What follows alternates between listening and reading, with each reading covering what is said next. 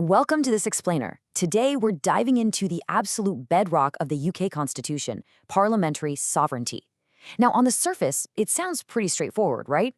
It's just the idea that Parliament has the ultimate authority to make or unmake any law, and absolutely no court can override it.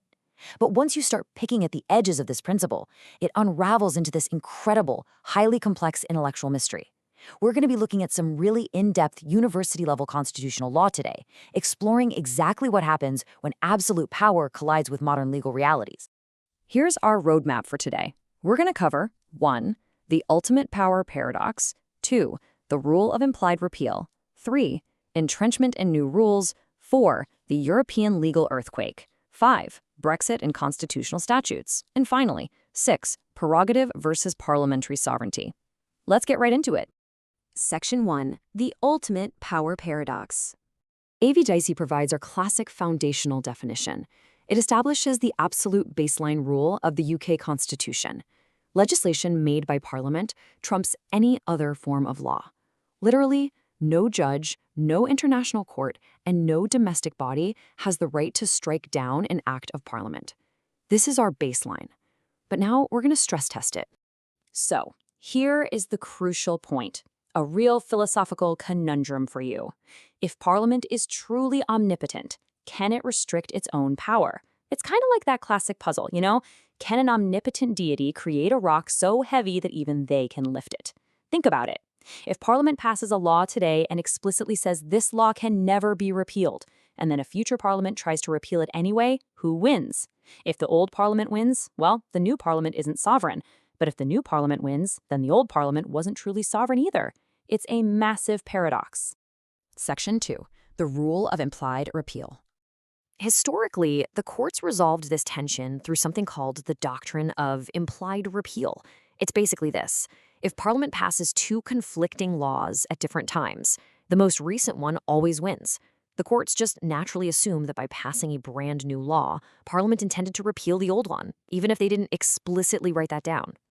Let's look at a concrete example. Back in 1919, Parliament passed an act setting out uniform rules for land compensation, and they explicitly stated that any future acts must have effect subject to this act. Basically, they were actively trying to bind future parliaments. But just 6 years later, the 1925 Housing Act is passed, and it actually reduced those compensation payments. So what happened? In the famous Vauxhall and Ellen Street cases, the courts had to pick a winner, and the 1925 Act won out. The takeaway? A past Parliament simply cannot tie the hands of a future one. No way. Lord Justice Maugham, during that Ellen Street case, made Parliament's relentless power to rewrite the rules crystal clear. You simply can't protect a statute from being overwritten. The latest expression of the will of Parliament is the absolute only one that matters. Section 3. Entrenchment and new rules. This brings us to a really fascinating concept called the manner and form theory, also known as entrenchment. The argument basically goes like this. Since the Parliament Acts of 1911 and 1949 made it mathematically easier to pass laws by bypassing the House of Lords, which, by the way, was a concept famously stress-tested in the Jackson case regarding the Hunting Act, maybe a sovereign parliament could also make it harder to pass laws. Like, could they require a two-thirds majority or maybe a public referendum to repeal a specific act? We've actually seen this tested in the modern era with devolution. For instance, the Scotland Act 2016 and the Northern Ireland Act 1998 both require public votes before major constitutional changes can happen. But then, interestingly, look at the Fixed-Term Parliaments Act 2011. It completely overhauled election timing, right? But it contained absolutely no protection against its own repeal, and indeed, it was eventually replaced.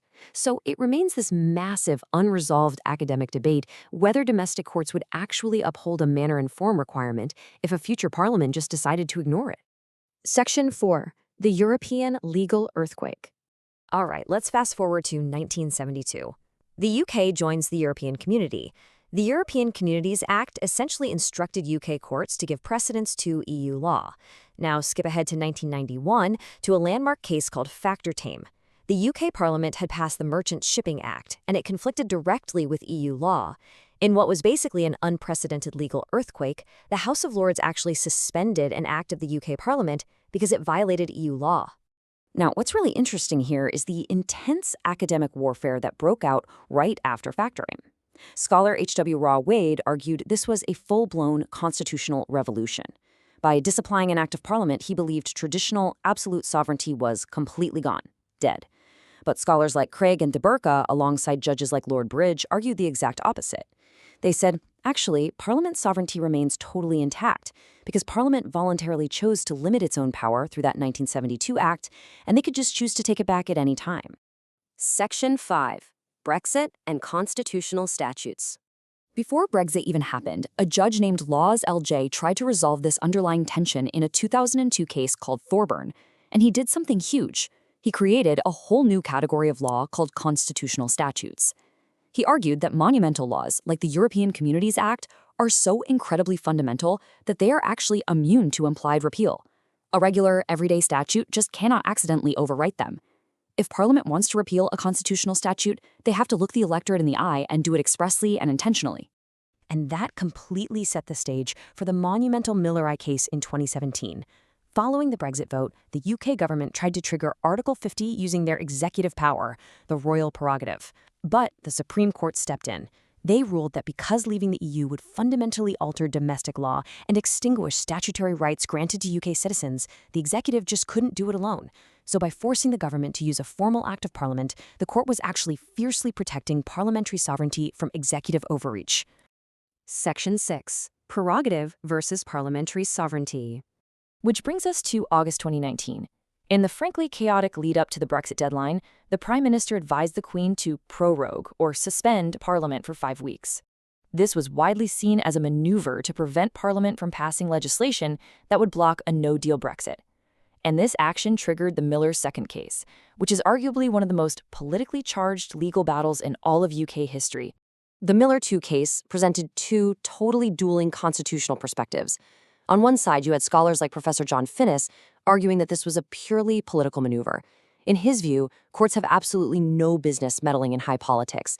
But the counter-argument was structural. Think about it. If the courts can't review this, what stops a prime minister from suspending parliament indefinitely and just ruling by decree? Ultimately, the Supreme Court unanimously intervened. They ruled the prorogation was unlawful and void, establishing super clearly that the royal prerogative is not a blank check to bypass the democratic legislature. Former Supreme Court Justice Lord Sumption summed up the court's role in judicial review perfectly. He argued that the flexible UK Constitution functions precisely this way. When executive power is pushed to the extreme, the system, specifically the judiciary, naturally steps in to curtail it. It's all about preserving Parliament's fundamental ability to hold the government to account. So, that brings us to our final thought. We started with Dicey telling us Parliament can make or unmake literally any law. But as we've seen through implied repeal, the creation of constitutional statutes, and the sheer drama of the Miller cases, Parliament actually operates within a really complex ecosystem of deeply rooted legal principles. It leaves us with this provocative question. If the sovereignty of Parliament gives the Constitution its form, is it actually the rule of law that determines its substance? It's a fascinating question to ponder. Thank you so much for joining me for this explainer, and keep questioning the rules of the game.